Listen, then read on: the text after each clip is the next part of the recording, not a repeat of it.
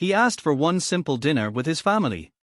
What he got in return revealed the truth he'd been avoiding for years, and led to a decision that changed everything. My name's Adam. I'm 34. If you asked my family about me, they'd probably describe me as the quiet one. The lucky one. The guy who never asks for much but always picks up the check. And for a long time, I let that be true. I kept my head down, worked hard, and avoided conflict. I didn't need recognition, or so I thought. But something shifted on my last birthday. It was like a switch flipped. And I saw, painfully clearly, how deeply they had come to rely on my silence. How much they took it for granted. Let me backtrack a bit. I run a commercial real estate business. Nothing flashy, but successful. It started out of necessity after I got laid off in my 20s, but over time, it grew. Now I'm stable, comfortable enough that money isn't a concern anymore. And about 5 years ago, I began helping my family. Quietly. Consistently. When my dad's health declined and their savings dried up, I started paying my parents' mortgage. When my older brother, Matt, was on the verge of losing his house in his second divorce, I co-signed the refinancing. When my younger sister lost her scholarship, I covered her tuition through a trust fund set up under my business. I never asked for thanks. Never reminded them of what I'd done. I genuinely believed that's what family does, we take care of each other. But lately, something felt off. At first, it was little things, ignored messages, missed birthdays, cancelled plans. I chalked it up to life getting hectic. But then came the excuses, we didn't think you'd want to come. It was last minute. You're always working anyway. In truth, they had stopped including me. But the requests for help never stopped. Can you cover this bill? The heater broke. We're short this month, just until next payday. And still, I paid. No complaints. For my 34th birthday, I wanted to do something simple but meaningful. I booked a reservation at a nice restaurant I'd been wanting to try. Reserved a private table for 10. Sent a group text to my family and a couple of cousins. My treat. Would love to see you all. My mom replied with a thumbs up. My sister, sounds good. Matt didn't respond at all. Left me unread. That should have been my first clue. The night of the dinner, I put on a good suit, wore the watch I rarely take out of its box. I arrived early, buzzing with nervous energy. Told the waiter to wait on drinks until everyone arrived. 5 minutes passed. Then 15. At 30, I checked my phone. One by one, the messages came in. Something came up. Rain check. Can't make it, kid's sick. Traffic's insane. And then from Matt. No one cares. It's just you. I stared at that message. At first, I thought it was a bad joke, Matt's always been blunt. But this felt cold. Deliberate. And worst of all, I wasn't even surprised. I sat alone at a table for 10 while the waiter tried not to meet my eyes and a couple nearby whispered, probably making up stories about why I was there alone, a birthday candle unlit in front of me. I stayed 10 more minutes. Ordered a drink. Then quietly paid the full bill and left. Not angry. Not sad. Just hollow. Like I had finally reached the end of something I'd been dragging around for years without realizing it. Back in my apartment, I scrolled through the family group chat. My dad had just sent a meme. My sister replied with laughing emojis. No one mentioned the dinner. No one asked if I was okay. That's when it hit me, they didn't forget. They didn't miss it. They just didn't care. They'd gotten used to me showing up, paying up, staying quiet. And they assumed I always would. That's when I sent a message. Just one line. Let's see how you celebrate without a mortgage. Then I turned off my phone. What they didn't know was that every payment I made, every dime I contributed, left a paper trail. I had power of attorney for my parents, was co-owner on Matt's refinance, and the tuition payments came from a trust one created and controlled. I never planned to use that control. I never wanted to. But that night, I opened my laptop and started logging in. By morning, my parents' mortgage payments were cancelled. The trust frozen. Matt's refinance triggered back to full repayment terms. The shared Spotify account gone. The Amazon Prime cancelled.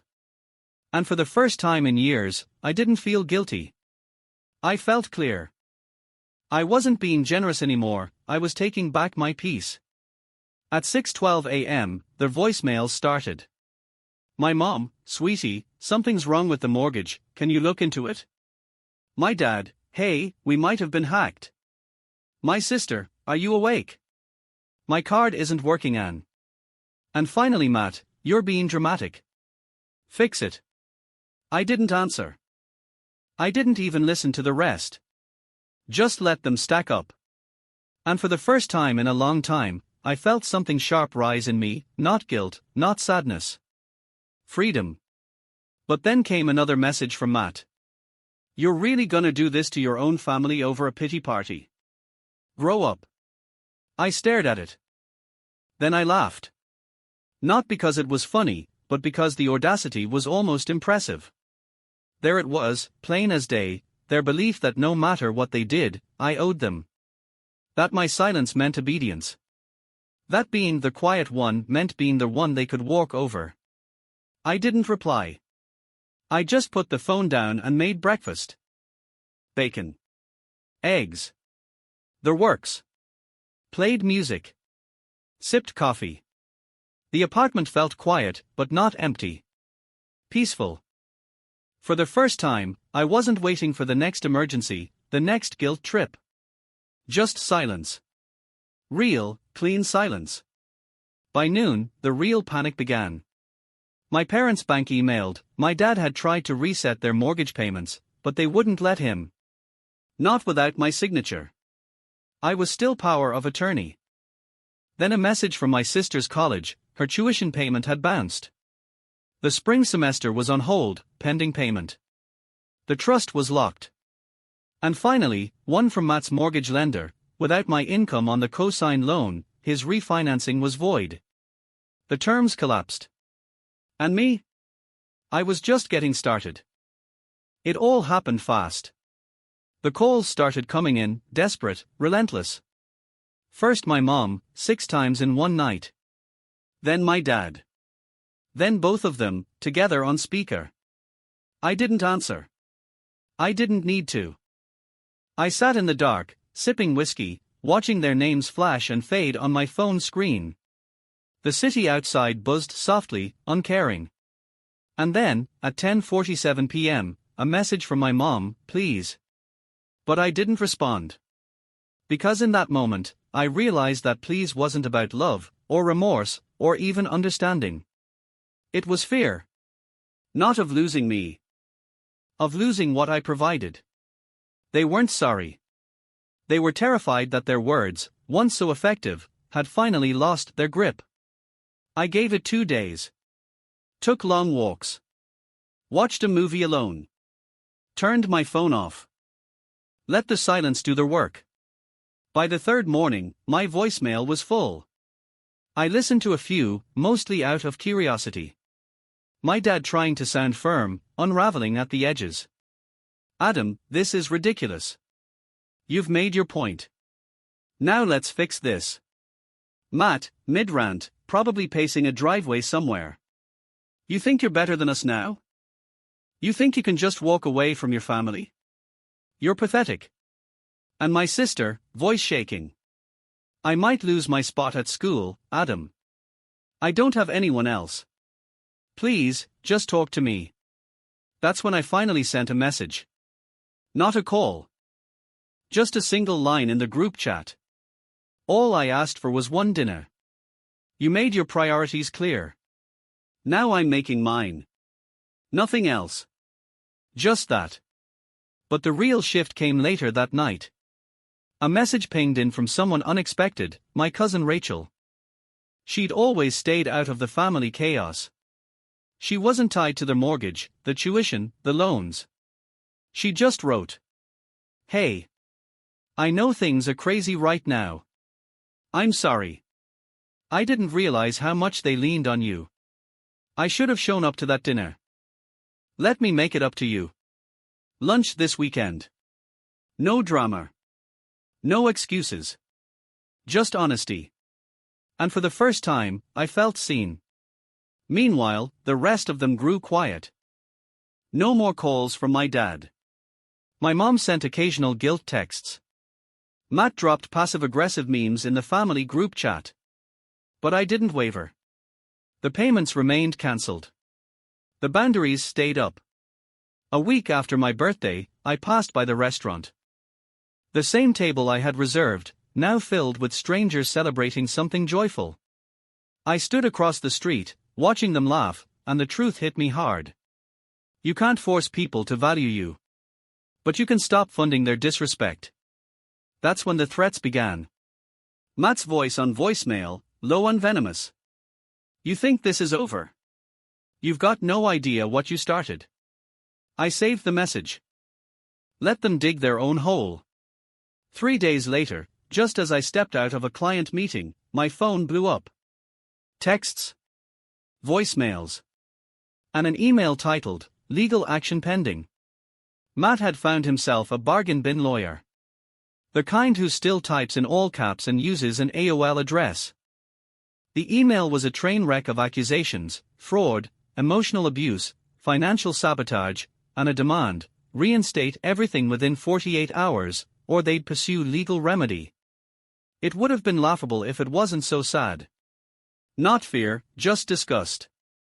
This wasn't about family anymore. It was about entitlement. Punishment. Control. Matt thought he could shame me back into silence. He miscalculated. I forwarded the email to Brian, my lawyer. Cool, collected, brilliant. He reviewed it and chuckled. "Adam," he said, "this guy's barking with a paper leash. You've followed every legal protocol. Honestly? We could hit them with harassment." I thanked him. And for the first time, I felt something I hadn't expected: pity. They weren't fighting for love. They were scrambling to keep their meal ticket alive. My mom started calling again. This time her tone was syrupy sweet, like none of it had happened. Her voicemail was full of concern for my mental state, and a gentle reminder that Dad's health was declining again, and wouldn't I want to support them? Support. Their favorite word. Then came the Facebook posts. Matt wrote, "Funny how money changes people. One day they're your brother, the next they're your bank. When the bank closes, the truth comes out." My sister commented with a broken heart emoji. My mom shared it, captioned, "Love your children, even when they hurt you." They weren't trying to make peace. They were crafting a story. Casting me as the villain. The selfish one. The ungrateful son. They banked on my silence. So I changed the rules. No rants. No drama.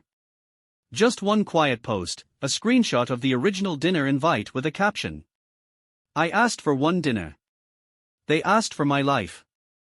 The internet did the rest. People commented in disbelief. Even distant cousins chimed in. This was about a birthday. That's cold. Didn't even show up for one night and now they are crying broke. I didn't have to say another word. Rachel messaged again. We met for that lunch, nothing fancy, just a quiet downtown spot. She looked me in the eyes and said, "You're not crazy. You've been carrying them for years. And now they are terrified you finally put them down." That stuck with me. So did what she said next. They are trying to shame you back into being useful. But you don't owe them the pieces of yourself they broke. The next day, my dad called. For once, he was the one initiating the conversation. "Hey, Adam," he said after a long pause. "Your mother says you've gone cold. That you're punishing us. Is that true?" I asked, calm as ever, did you know what Matt said about my birthday? Another pause. Then, Matt says a lot of things. Not an answer, I said. He got defensive. He's going through a lot. 2 divorces, child support, and I've helped. Quietly. For years. We appreciate it. No. You expect it. And when I asked for a couple of hours in return, you all vanished. His voice dropped. We didn't think it was a big deal. Exactly, I said. That's the point. I ended the call with, I need space. And you all need to figure out how to live without my credit card. That should have been the end. But the next morning, I got a notice from Matt's refinance bank. He had tried to remove me from the loan, illegally. The bank flagged it, froze the account, and sent me the documentation. If it happened again, they warned, both of us could face legal action. So Matt wanted a fight. Fine. He forgot I bought the gloves. Brian helped me move fast. Cease and desist. Formal complaint to the bank. Within days, they investigated, reviewed the original agreements, and cut ties with Matt completely. The loan collapsed. Foreclosure followed. Matt lost their house. He called me a dozen times that day. Left voicemails ranging from fury to sobbing desperation. I didn't answer. I didn't feel guilty. Because I hadn't gone too far. I had only gone as far as he did, when he thought I wouldn't push back. The fallout hit my parents next. Their finances were in free fall. Late fees, credit warnings, overdrafts. I saw everything. They'd never revoked my power of attorney. Eventually, I sent a formal letter revoking it myself. I included a breakdown of everything I'd paid for over the years: mortgage, medicine, groceries, utilities. At the bottom, I wrote, "This is what I gave. This is what I got in return. We're even now." I left it on their doorstep. Tucked inside the envelope was the original birthday dinner invite. 2 days later, a text from my mom. Why? I didn't answer. I blocked the number. Not out of hate. Out of peace. People think walking away is about revenge. It's not. It's about survival. About recognizing when you've bled too much for people who never brought you a bandage. A month passed. Then 2. I started going to the gym again. Reconnected with old friends. Even met someone new, someone who didn't know the story. Someone who just saw me. And for the first time in my adult life, I celebrated a birthday without guilt. No dinner reservations. No expectations. Just me, a quiet cabin by the ocean, a good bottle of wine, and someone who actually cared. We grilled steaks. Watched the sunset. And I finally understood. I hadn't lost my family. I had finally found myself. And I'd make that trade again in a heartbeat.